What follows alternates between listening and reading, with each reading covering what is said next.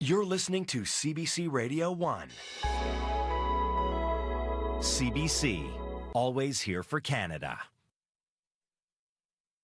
New on CBC Gem this February. 3 inspiring films that celebrate Black history. Summer of Soul unearths never-before-seen footage of the Harlem Cultural Festival in 1969, featuring music's greatest artists. Invisible Beauty profiles fashion icon Beth Ann Hardison and her lasting impact. And Queen of Glory takes us on an intimate journey of the Ghanaian immigrant experience. Watch them all for free, starting February 1st on CBC Gem. You know the feeling of finding a really good podcast? Or the feeling of someone always being there, like your favorite radio show? Stream CBC Podcasts, CBC Music, and CBC Radio anytime, anywhere.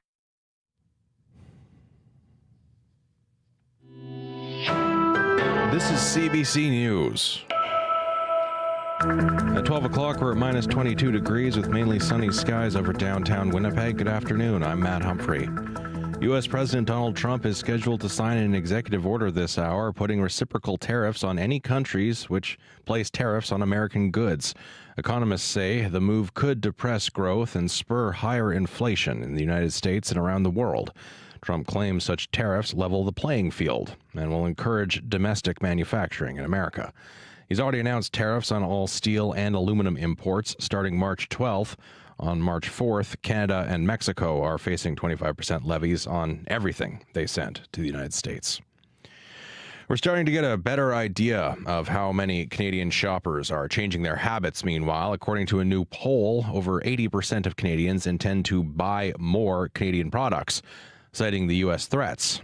Scott Peterson has more. This is coming out in a recent poll by Voyageur. As far as the vast majority of us, in fact, 81% of Canadians say that they have, quote, significantly increased how many Canadian-made products they intend to buy. 56% say that they're ready to cancel and avoid U.S. travel altogether. 59% say that they're ditching U.S. alcohol for products made here in Canada.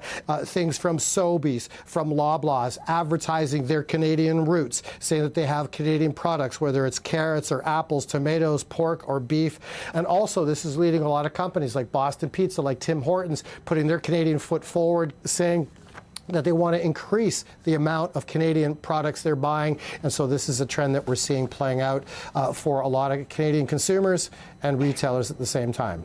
Scott Peterson, CBC News, Toronto. Meanwhile, Trump's threats against Canada could reduce visits to the International Peace Garden near Voyageur. The garden straddles the border between Manitoba and North Dakota. For 90 years, people have been able to stroll back and forth across the border to tour the gardens and see displays about international cooperation. The garden's CEO says he's received emails from Canadians saying they have no plans to visit now because of the rhetoric south of the border. Tim Chapman says the garden is a non-political place. It's a non-profit and gets some government funding from Canada and the United States. Around 35,000 people visit each year. Mounties now say a fire last week in Pinemutang First Nation was fatal. Gypsumville RCMP say the house just off Highway 6 was fully engulfed in flames when they arrived Friday evening. The house was ultimately destroyed. On Sunday, human remains were found in the rubble. Police say the cause of the fire appears suspicious, and RCMP Major Crime Services is investigating. In Washington, D.C., the yeas are 52, the nays are 48. The confirmation is confirmed. That is the Senate confirming Robert F. Kennedy Jr. as President Trump's Health and Human Services Secretary. It was a close vote, 52 to 48. But enough Republicans voted for prominent vaccine skeptic and conspiracy theorist to give him a seat in Trump's cabinet, overseeing health. Ukrainian President Vladimir Zelensky is warning world leaders to be wary of Russian leader Vladimir Putin's peace overtures. U.S. President Trump says he spoke with Putin yesterday about ending the nearly 3-year war. Some European countries are urging that they be part of negotiations along with Ukraine. NATO Secretary General Mark Rutte is calling for a lasting peace in the region. Whatever the outcome is, we have to make sure that Vladimir Putin will never, ever try again to attack Ukraine. That is crucial. But there has never been a promise to Ukraine that as part of a peace deal, they would be in NATO. U.S. Defense Secretary Pete Hegseth has insisted Ukraine will not be admitted into the NATO alliance. Healing through culture. There's a lot of pain and trauma for our Indigenous people. This is what they need. They need their culture to heal. Brandon's Women's Resource Center support worker Jennifer Bernhardt speaking there. She says empowering women through cultural activities builds confidence. That's why the group has started Empowered Traditions. The women understand some of the healing we're doing, because when we're sitting in a circle making dream catchers and laughing, yeah, it seems like fun, but in a way we're really healing our souls. The Women's Resource Empowered Traditions workshop began in December and runs until June. And finally, as most of Manitoba struggles with dangerous and seemingly never-ending extreme cold, in eastern Canada, it's snow. Millions are under mounds of it, including those in Toronto. It is what it is, man.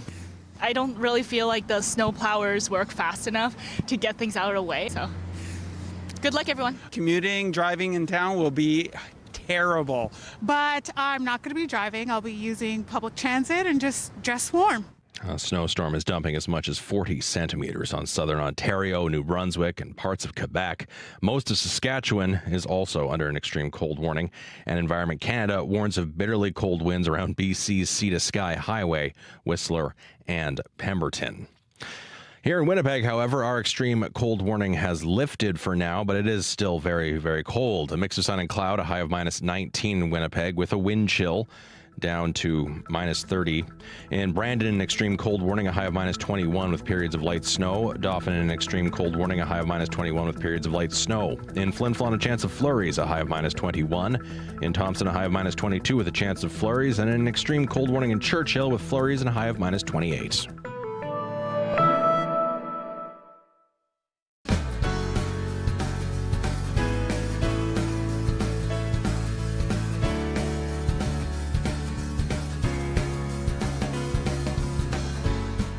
Good afternoon, Manitoba. You're listening to Radio Noon on CBC Radio 1. It is Thursday, February 13th. I'm Chloe Friesen. Thank you for spending your afternoon with us. Coming up on today's show, a new survey reveals the shifting habits of Canadians when it comes to where they get the news. You might be surprised at the results. Coming up in our calling conversation, we want to know, where do you get your news? What sources do you trust? And what does fact-checking mean to you?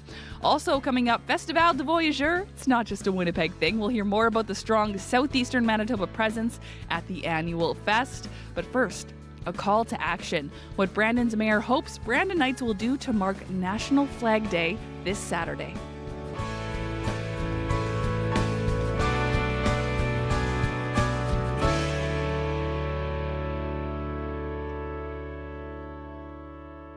Well, an open letter to Canadians has caught the attention of Brandon's mayor. 5 living former prime ministers sent a letter to Canadians yesterday asking folks to fly the national flag this Saturday as a sign of patriotism amid tariff threats from the U.S. Joe Clark, Jean Chrétien, Paul Martin, Stephen Harper, and Kim Campbell all signed it. To find out more, Mayor Jeff Faucett joins me now. Hi, Mayor Faucett. Chloe. So what was your reaction when you first read that letter? Well, I love reading things like that because ultimately those were all prime ministers, and their biggest goal is to make Canada as good as it can be all the time. And so they agree on that. And I agree as well. Now, in that letter, they said, quote, let's fly our flags with pride and, quote, show the flag. Why did those statements resonate with you? Well, I think that it may have been Prime Minister Harper that spoke about it even the other day, that we're not flag waving people, but it's okay. We can be, and we should be particularly proud. It's the 60th anniversary. We have some of the old flags kicking around here as well, and the contentiousness of even putting that original flag, or like our Canadian flag, in place was quite a thing. But we've gathered around it. I'm really proudly born Canadian, just by that's where my parents were. But I've got all my neighbors and friends that are also born here, but then there's others that have moved here and take it in, and they want to be here. This is their country that they want to be. They have choices in the world, and Canada is where it's at. We got a lot of good things going on, and we should wave our flag. For folks watching on our YouTube live stream, there's a photo of you, Mayor Faucett, with a few different old flags. You went to the Brandon Archives to look at some of these former flags. Can you describe them to us? What did you see? Well, they're the old City Hall archives there. And so, of course, the old, well, not old, they still use it, but we at one point did, with the British flag. And then the flag that would have come down at a different point there, the red crest insignia that flew forever. And then, of course, our big Canadian flag. I got to tell you, those two that I have sitting on the table in that photo, they wouldn't fly for too long today. They're pretty worn out. Yeah. How old do you suspect they are?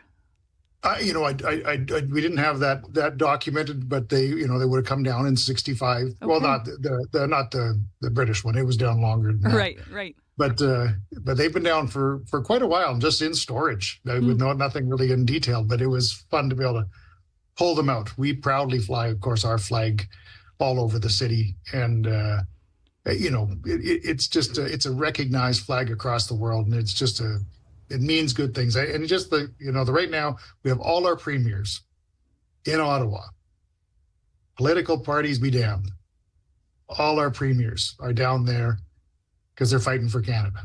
Yeah, they were in Washington yesterday. In Washington, yes. Yeah, that's in the other country. I forgot about that. Yeah. No, Mayor Faucett, you mentioned, and folks do recognize the Canadian flag. It's flown in city buildings, in municipal buildings, outside of schools, most commonly. What do you see around Brandon when you're driving in residential areas, when you're looking at homes? I know we've been talking here lately about how it seems that Americans are more likely to put the flag on their home to display it proudly. Are you seeing any sort of resurgence of that patriotism here? Are people in Brandon putting up the flag in front of their homes? Not any more than the ones that always had. We've always had a lot of people that have had flag poles, and they've had Canadian flags up on them forever. And and everybody's proudly put them up there. But Canadians are fairly humble people, and so we don't tend to wander around in some braggadocious way, flowing. We're more actions. If you have a Canadian flag and you're wandering through Europe, they have a history with us, and they know it means something. It means that you're there with them and you're there for them, that you've been in the trenches, literally, with them.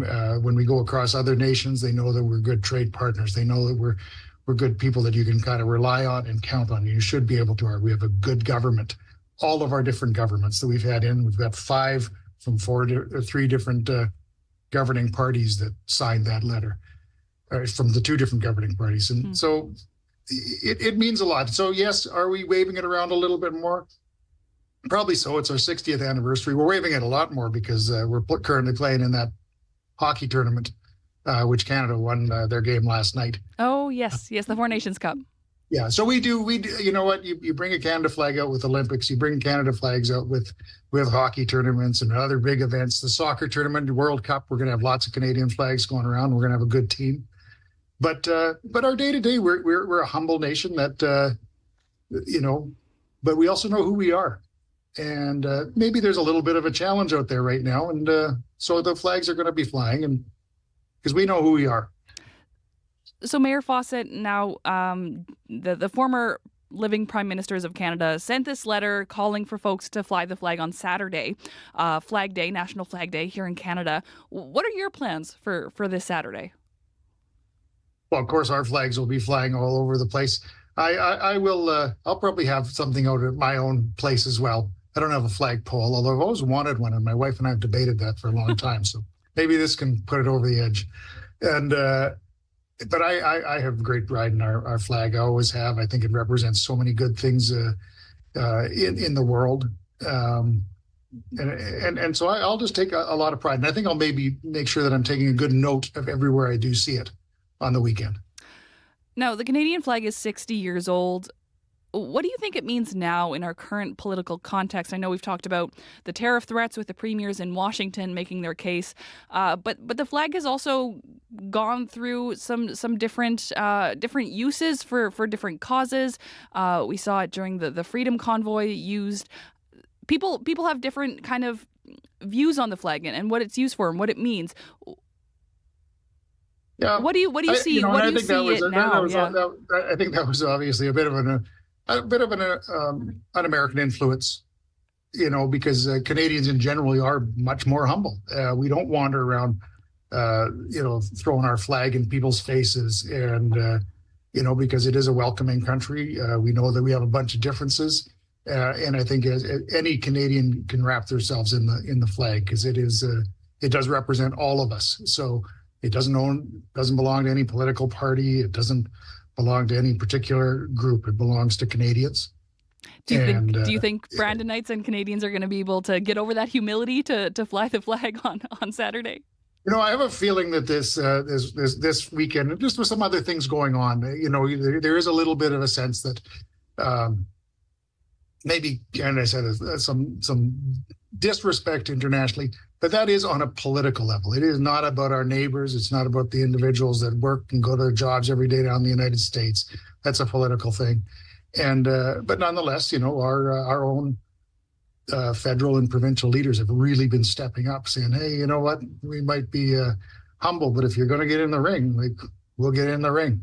And they're down there doing their jobs. And I can guarantee you across the country, we'll be wrapping ourselves in that Canadian flag. I even just yesterday, I watched the start of the hockey game, and you had the two Cole Harbour boys, and they were sitting there with the Manitoba, with the Winnipeg boy at the opening face-off. That's the whole country. We're going after it, and yeah, it's okay. But you know what? We're going to keep just doing our work. We're proud of who we are, working together with everybody. The rest of the world all knows how well Canada works with it, and we're going to get through this stuff as well with our neighbors. Well, Mayor Faucett, appreciate you joining us on the show again, and I'm sure we'll talk soon. Absolutely, thank you, Chloe. Jeff Faucett is the mayor of Brandon. Have you visited CBC's Being Black in Canada website? It's an online platform to explore the stories and experiences of Black Canadians across the country. A space for news, documentaries, arts and culture, Black achievement in sports, and so much more. Celebrating a uniquely Canadian perspective on Black issues with the cultural moments that matter to Black Canadians. Visit cbc.ca/Being Black in Canada. It is 12:16. You're listening to Radio Noon here on CBC Radio 1, 89.3 FM in Winnipeg, 97.9 FM in Brandon, and everywhere on the CBC Listen app. And hello to the folks watching on our YouTube live stream. I'm Chloe Friesen. Thank you so much for joining us. Still to come on the show, where do you get your news? Is it newspapers? Maybe radio? You're listening right now? Websites? Social media? We want to know. That's the subject of our call-in conversation coming up just after the 12:30 news. But you can write down the number now if you want to join that conversation. That's 204-780-0893. If you want to text us, you can already send us a text at 204-588-7355. Good numbers just to have written down somewhere beside you there. So also still to come, Festival de Voyageur. It's not just a Winnipeg thing. We're going to hear more about the strong southeastern Manitoba presence at the annual fest and how it helps Francophone Manitobans connect with their culture. A quick look at our weather forecast right now in Winnipeg. At the Forks, we are out of that extreme cold warning here in Winnipeg. It's minus 20, feeling like minus 20 with the wind chill. I should say it's still cold out. No extreme cold warning, but still cold out. In Brandon, that extreme cold warning is in effect. Minus 25, light snow at the airport. Feels like minus 35 with the wind chill. Lastly, in Thompson, minus 27 with ice crystals. Feeling like minus 29 at the airport in Thompson.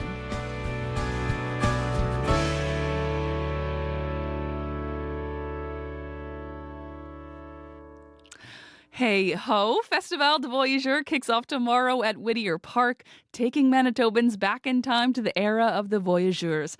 The annual winter event brings together Francophone communities from across the province, and our next guest likens it to a big family kitchen party. Chantal Villefort is the marketing director for the Festival de Voyageur. Welcome to the show, Chantal. Bonjour, Chloe. Hey ho. So take us into this big kitchen party. What do you mean by that? What do I mean? I mean full of music and laughter and smiles and stories and things being shared and just a festive atmosphere. And that's the Francophone kitchen party for you right there. Now, the event takes place in Winnipeg at Whittier Park, but can you tell us more about the wider Francophone community that comes and takes part?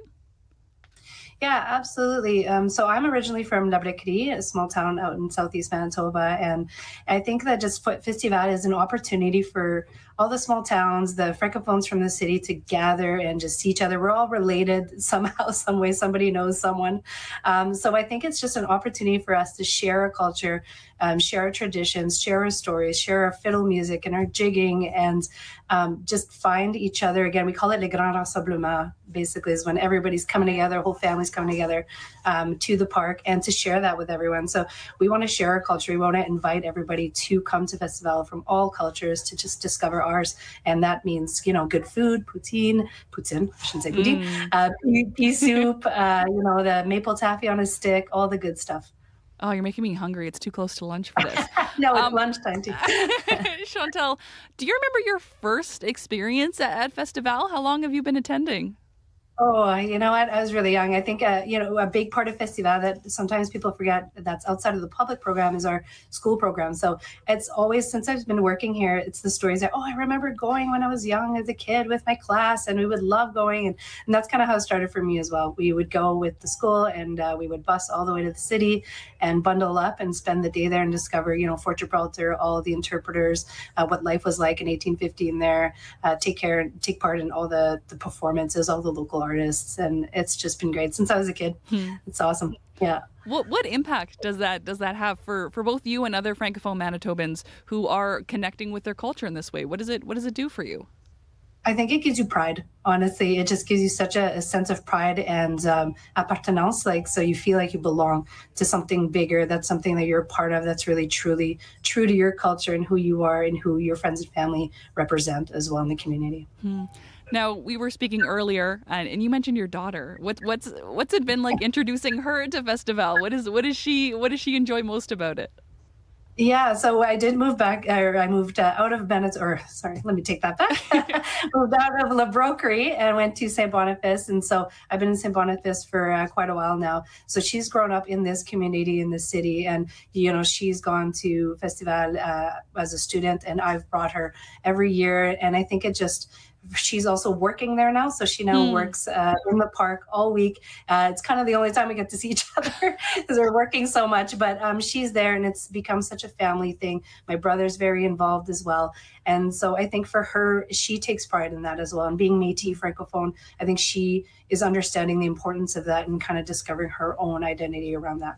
It does. It definitely brings up. You use the word reassemblement, right? Like yeah, exactly. Like the bringing together of things. Is that the translation? It's like a big rassemblement, bringing everybody together and just celebrating together. Lovely. Yeah. Now, Chantal, what message do you have for Francophone Manitobans who might be trying to connect more with their culture, who might feel a bit removed from it and are looking to learn more and experience it?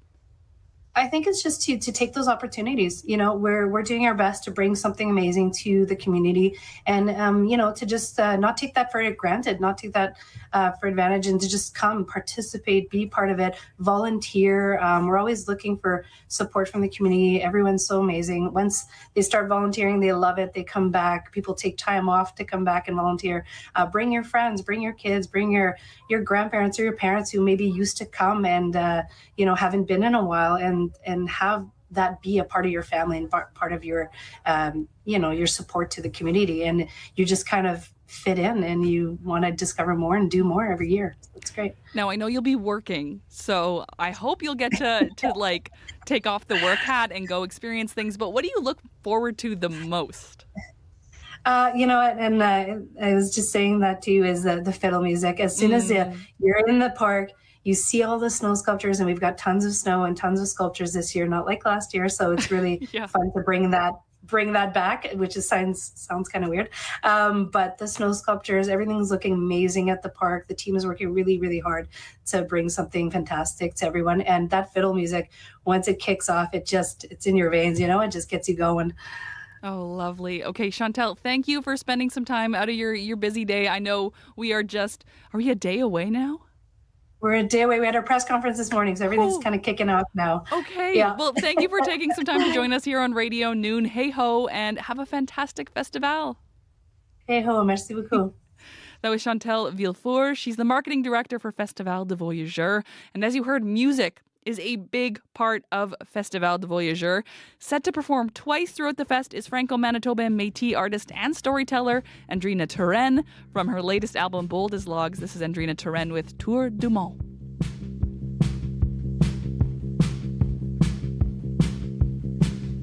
L'amour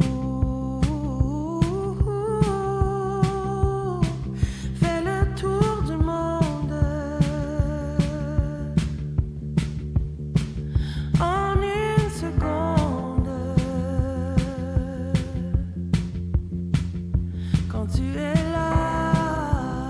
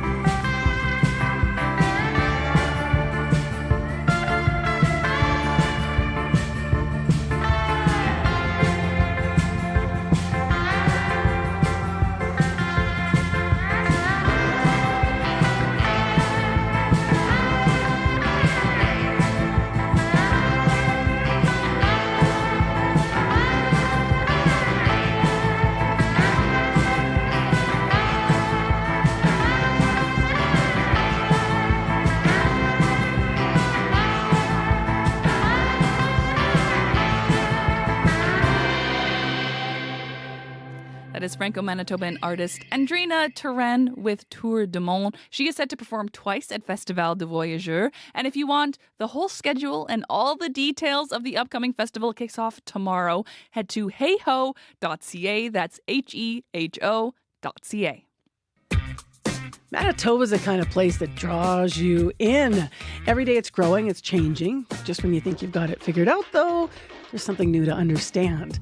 I'm Marcy Marcuso, host of the CBC Daily Podcast. This is Manitoba.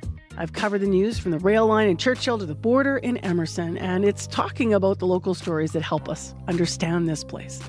That's what This is Manitoba is all about. Find it on CBC Listen or wherever you get your favorite podcasts.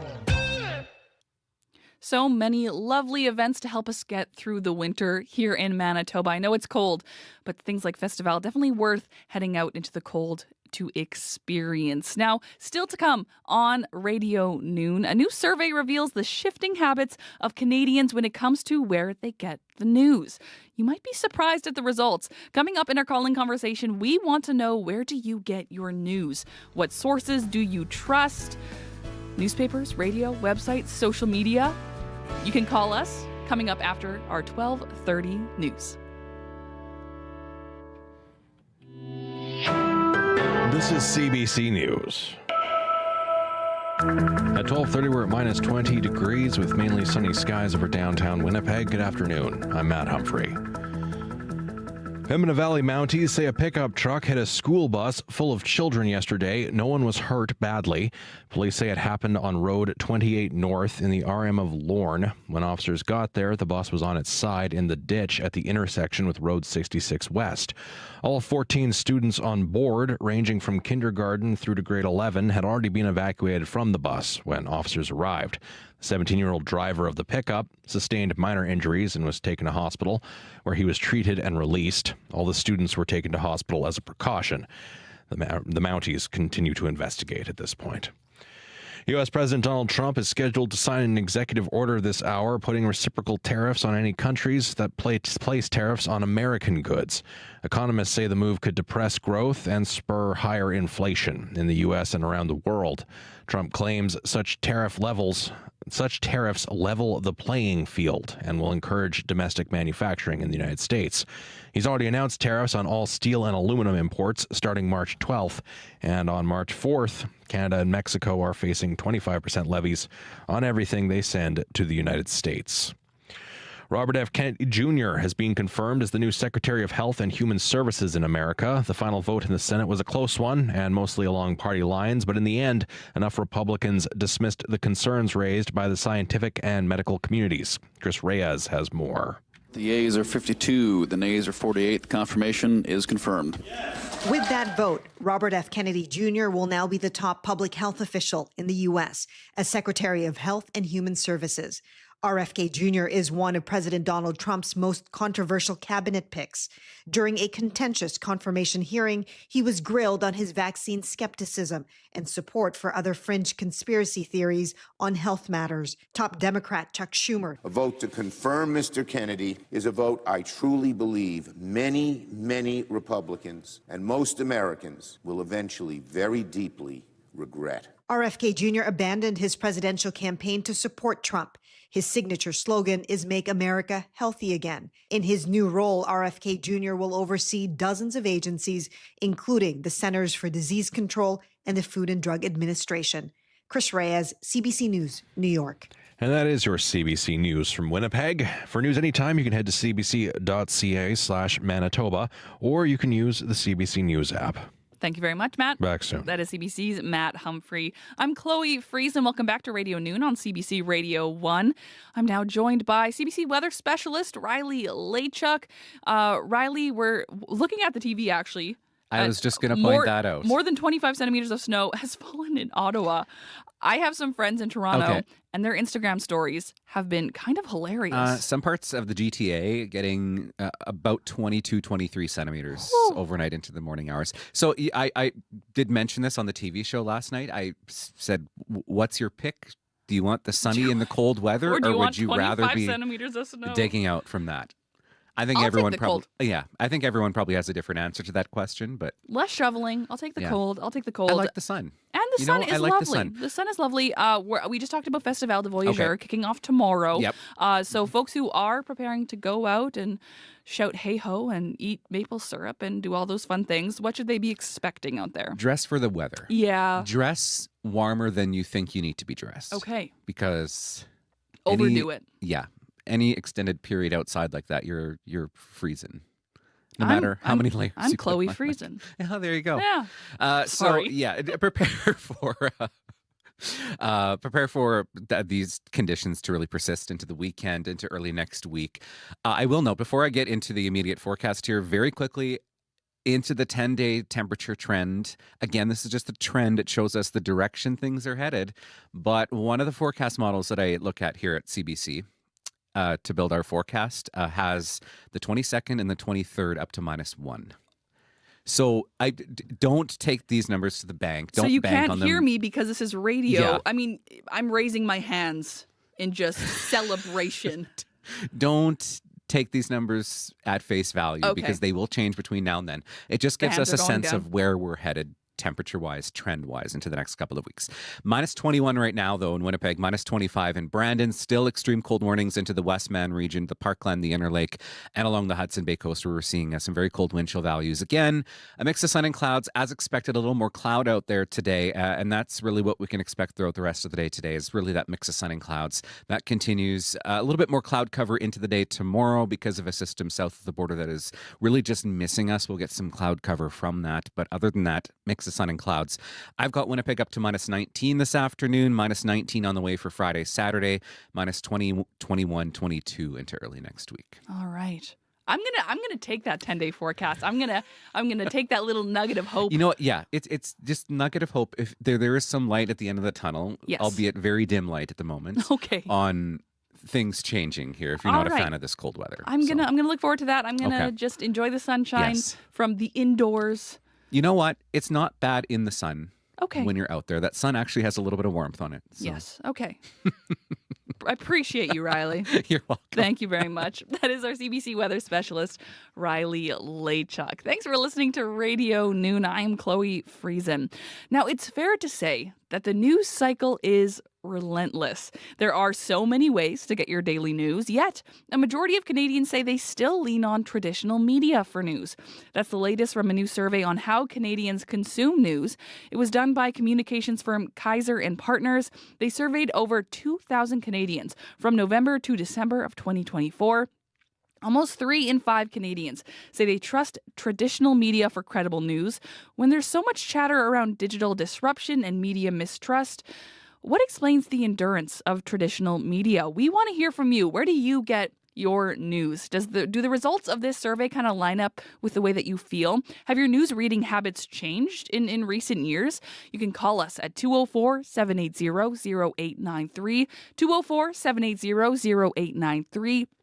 Or send us a text message at 204-588-7355, 204-588-7355. Janine Allen is the president of Kaiser and Partners and joins us on the line. Hello, Janine. Hi, Chloe. How are you? I'm doing well. What was your reaction to the survey that found almost 3 in 5 Canadians say they trust traditional media for credible news? So this is the 4th year we've conducted the survey. We started back in 2020, which, if you recall, was quite an interesting time in terms of media and news and information coming from all different sources. And as people panicked to find information about elections south of the border or about the COVID pandemic, we really wanted to track how they, not only where they were getting the news, but how they felt about what they were consuming. So I think the average person would say, maybe a little bit surprising to hear that the majority of Canadians still find established news sources to be the most credible. It is actually endured during the 4 years we've been doing this survey, though. So we have we found that no matter what's going on, people still value the fact checking. They value the journalistic integrity that goes into developing news stories, and like I said, endured throughout attacks on news, through the proliferation of news and misinformation on social media, it still remains a trusted news source.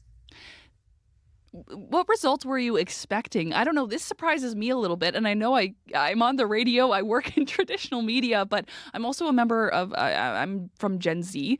We use a lot of social media. We get information from a variety of sources. Was this surprising to you at all? I think what's surprising is I would have expected to see maybe a negative view on it, but I would have expected to see more young people say, you know what, I'm okay with the news that I get on social media. I'm comfortable searching through there. But in fact, across demographics and across the country, similar results. Now, you do see it change a little bit with age. So the boomer demographic has a higher proportion of people who say credible news sources, established news media, and my number one. It declined slightly, but not so much that there's any significant difference between demographics or regionally across the country, and a huge percentage drop when you say, is social media where you trust? And even so, even though we see consumption increase year over year across demographics, 84% of people still say that they use one means of fact checking, at least one means of fact checking, to make sure that the news they're consuming on social media is credible and accurate. Janine, I have lots of questions about social media and fact checking, but first we have a caller on the line. Kelly joins us now to talk about the news she consumes and how she feels about it. Hello, Kelly. Do we have you on the line? Hi. Hi, Kelly. What do you think about this conversation and traditional news media? I'm in the demographic of the 50-plus crowd, so I trust the national news at 11 o'clock. I wait for that. I hear things throughout the news on the radio. I'm on some social media. I see snippets. I hear from my teenage kids, and I rely to confirm and fact check with the national. And I don't know why I'm so loving in the national, but I think it's at the end of the day, I wind down. I was a big fan of Lisa LaFlemme, so I took a break for a little while, but I was missing it. I was missing not getting my daily dose of what I thought I could trust. And you wind down with the news. I wind down with the news, and I have friends that tell me not to, and I say, well, you know what, it's just a bit of a routine, I guess, to settle me in at night, go to bed, wrap up with the day's brought around the world.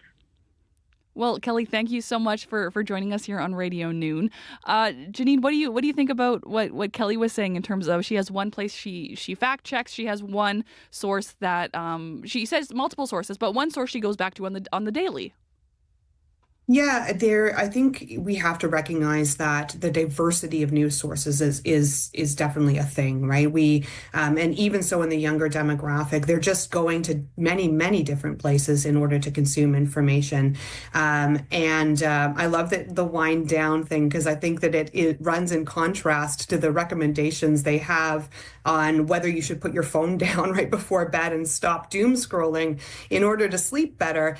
But the fact is, news habits are changing, and 3 in 5 people say that their news, the way that they consume news, in some way has changed year over year, and there are factors that are impacting trust.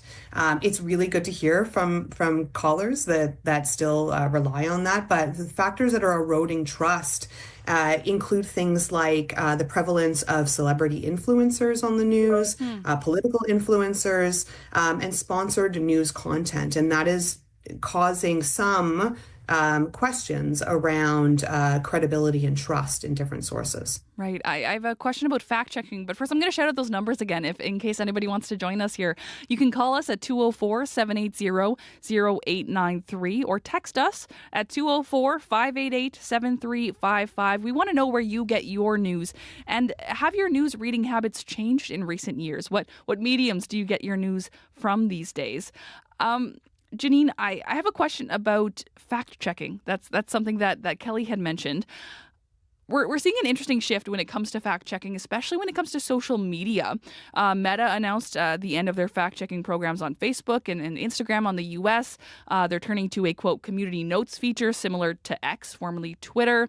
And also there's the Canadian news ban for Meta platforms. What do you think the future is for social media when it comes to news and disseminating information? Yeah, the Online News Act, which led to Meta essentially eliminating news from its site, was a huge blow to even smaller news stations across the country who used Facebook and Instagram as a primary source to disseminate information. So, in fact, it has changed the way that people are consuming, and it's led people to go seek other networks like TikTok or like Reddit. And again, it goes back to that sort of, we're getting our news where we are already consuming. So if we're already online, that tends to be where people are saying, I'm going to go and get news. The fact checking is important, and it's very concerning. It's very concerning to me as a professional in communications and working with my journalistic friends that they've made this decision. I'm not surprised, given it's a sort of a follow-up to removing news from the site at all. They claim not to be a news site. They don't think that that's what they stand for and what they serve. Now, independent fact-checking, you hope it does include a measure of expertise. You would hope that the expertise rises to the top, and therefore if people in community are evaluating the content, that does some good. But it's not perfect, and it is based on the contributions of that community in terms of what they're deeming to be accurate and correct. I do want to bring another caller on, especially because they have a comment about fact checking. Shane, do we have you on the line? Yes, and it's exactly about fact-checking. I've been a CBC listener since before most of you were born, and it's a great source, plus newspapers, of course. But what I've noticed, and I'm upset about, I have to tell you, is the CBC does not challenge interviewers, pundits, whatever, when they speak unfactual stuff.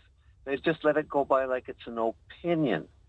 And you know, on a news program, when a politician, I won't mention Polyev, says something that's preposterous, CBC does not say, and he preposterously spoke trash.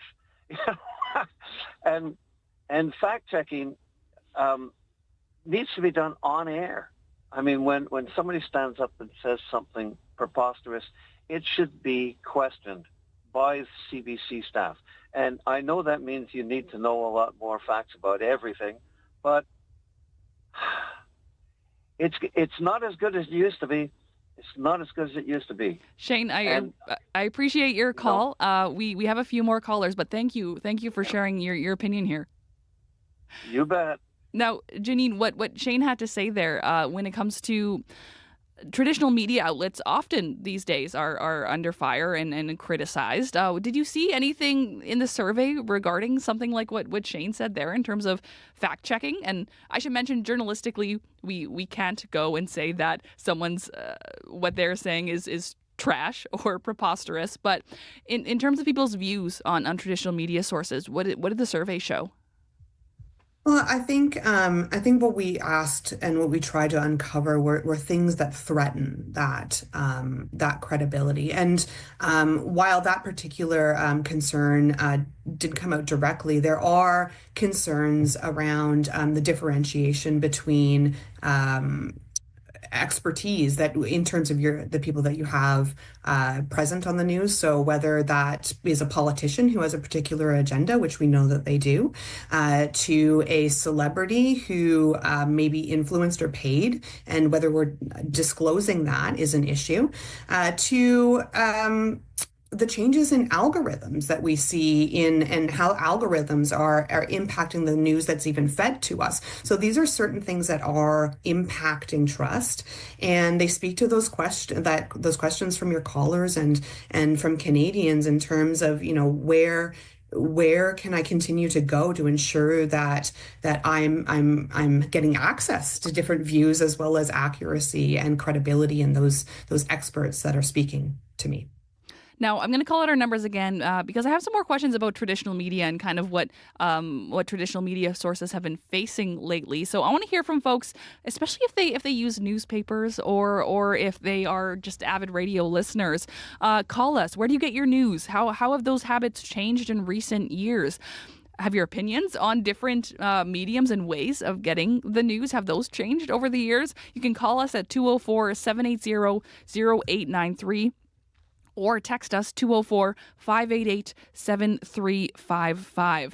Now, Janine, I want to talk about newspapers here for a second because I think there's an interesting story in terms of community newspapers and even larger newspapers being shut down or closing. There's a CBC article here from 2023 in December about community newspapers facing a, quote, existential crisis amidst declining revenues.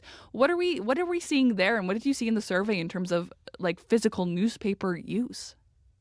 Well, that is the whole question is an interesting one because we have had to, in the years since we started the survey, we actually now collapse print versus online news because we just don't. It's together?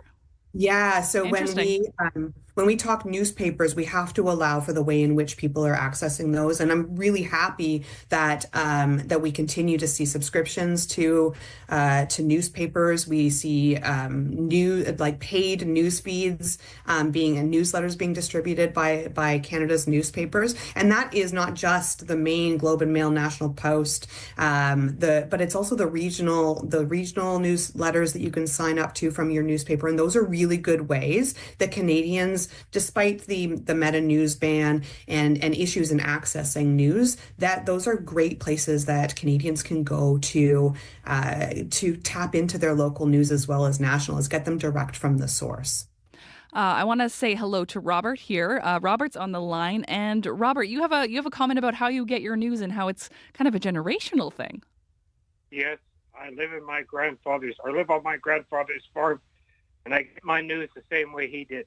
On CBC radio, if I'm outside the house, I have radio earphones so I don't miss a minute, and I get the weekly farm newspapers. That's all I need. I don't need computer news daily, up to the minute, up to the second. Heck, if it's a week old, it's still good news to me. Okay, farming newspapers, how have those kind of remained steady where you live? No, they've changed, and they're all going digital, and they're all going fancy magazine style. Glossy paper to catch attention. Farm newspapers are on the way out too. I'm afraid to say I'm 66, and I can see by the time I hit 80, there won't be any of the traditional farm newspapers left. Interesting. Well, Robert, thank you so much for calling us here. If you want to share your thoughts like Robert just did, tell us how you get your news, how it might have changed. Maybe you're seeing, like Robert, you had a news source like a farming newspaper that is now on glossy paper and maybe on its way out. You can call us 204-780-0893. or text us at 204-588-7355. Our guest is Janine Allen, president of Kaiser and Partners. Recently just did a study about how Canadians consume news. Now, Janine, I want to go back to the generational conversation. We touched on that, but how do younger Canadians use traditional media? Would you say they're fact checking the same way as some folks, maybe from the boomer generations or older, are accessing news and fact checking? It's really interesting that this year, and we can maybe get some information from the way that Bill C-18 and the news ban has affected the way we consume information at all demographics. But this year we saw the biggest swing in the number of years of young Canadians who say that the Meta news ban has led them to consume more traditional news. And so that has those changed. So we asked the question, compared to last year, how have your news habits changed? And the younger demographic this year had the biggest swing back to traditional news sources, including broadcast. That's interesting. It's very interesting. And I have to, I think there's something optimistic here in terms of maybe some media literacy. I know that's a huge focus, and I applaud the school systems for integrating those programs within students learning about media literacy, about determining the difference between advertising and editorial. And I think that is just indicative of, and it relates to the idea that people know they're consuming information on social media that may not be accurate. So they are fact checking, to your point, by going to other news sources. They're going to go to something they do see credible and see whether that story still sticks. So I think that's a bright spot, and not all doom and gloom in terms of social media's impact on news. Right, and that does seem like an unexpected kind of consequence of the Meta news ban. That surprises me. Oh, okay. We got a text from Allison here. Allison messaged us to say, we listen to CBC Radio 1 and watch the 6 o'clock news on Global. I don't pay for any of the newspapers, but will read anything not paywalled. I think that is interesting. Paywalls are something that often will stop me from continuing into an article. Are we seeing any trends there in terms of how some traditional media sources are trying to fund their work? I think that the struggle to find a sustainable business model is a real one in terms of news, and that's beyond my expertise. But it is one of the solutions that Canadian news is turning to is trying to find a balance between paid content. Again, like advertising also has to help that, right? So paid content is different than advertising. What we're talking about here is certain access to certain articles is limited after a number of views of that, or that they get a specialized newsletter that they can access news stories on. So it is one of the ways in which we're trying to protect those important Canadian news outlets. Lastly here, Janine, I know we've been talking about this past survey you did over the past couple of years, but if we're looking forward, what do you think the future of the media landscape and where we get our news is going? What do you foresee? I know we don't have a crystal ball, but with the study and what it showed, can we make any predictions about the future here? I think it would be pretty safe to say the proliferation of social media information is here. I think we will continue to see people spending time online. But I do think that one of the opportunities here is, we talked earlier to someone who gets farming publication. Right. The availability of different niche subject matter and the ability to go out and find things that are of interest to you, whether it's your career or your personal life or what's important to you right now, those things are going to continue to be available, and even more so. So I think that, again, diversity of content and access to sources will probably continue to increase, which means maybe more fragmented attention at any one news source. But what's important to just understand is if people are going online, what is our responsibility to ensure that that they know what content is been fact-checked, accurate, that we disclose news sources, and that we disclose when content is being paid by a third-party advertiser. And I believe that they're just due to the focus of Canadians on established news media as a credible source. I do believe it will be protected, and that will continue to be another place that people go and get their news. Well, Janine, thank you so much for joining us here on Radio Noon. We have run out of time, but I really appreciate all of your insights and your work. And thank you to the callers who joined us in this conversation. Thank you. Janine Allen is the president of communications of the communications firm Kaiser and Partners. You're listening to Radio Noon here on CBC Radio 1. I'm Chloe Friesen. The show is coming to an end, but at 3 o'clock, Up to Speed kicks off, and host Faith Fundal joins me now in studio for a preview. Hello, Chloe Friesen. If you drive by the 600 block of Nairn in Winnipeg, you will have noticed a stalwart statue of Jolly St. Nick. All throughout the year, unfortunately, a couple weeks ago, someone went into the yard of this home and smashed Santa Claus. No, not Santa. Did a little kick. Oh. Removed it from the area there. Yeah. But there's good news. We're going to hear from the owner of this Santa Claus statue about what happened and how they were able to get back jolly Saint Nick. I love it. Santa in February. Yep. I'll take it. Thank you, Faith. It's going to be fun. Thanks. Tune in to Up to Speed here on CBC Radio 1. It starts at 3 o'clock. I'm Chloe Friesen. Thank you for listening. Thank you to Dylan Longhurst, our show technician. Sierra Sanders is our show director. Wendy Parker is our lovely producer. Kevin Nipatebo runs that YouTube live stream. Thank you so much for listening. I'm Chloe Friesen. Now, coming up next on CBC Radio 1, it's Quirks and Quarks. Have a great Thursday.